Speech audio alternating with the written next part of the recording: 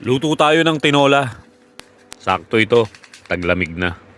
Prepare lang natin yung mga sangkap, sibuyas, bawang, luya, papaya, pamintang buo, pamintang durog. Wala akong nabiling malunggay, kaya spinach na lang yung gagamitin kong gulay. Hugasan lang natin lahat yan, tapos hiwain na natin yung manok. Ganito nga pala maghiwa ng manok, hindi kailangan maingay. Dahil mga joint lang ang puputulin natin dyan. Mabilis na, tahimik pa.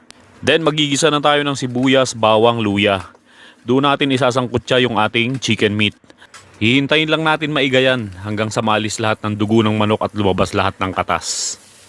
Tapos ilalagay na natin yung papaya, chicken broth at patis. Tapos saka natin isusunod ngayon yung ating spinach. Lalagyan na rin natin ng sili at saka tubig. Kapag malambot na yung papaya, ready na yan. Halika, higop tayo ng sabaw.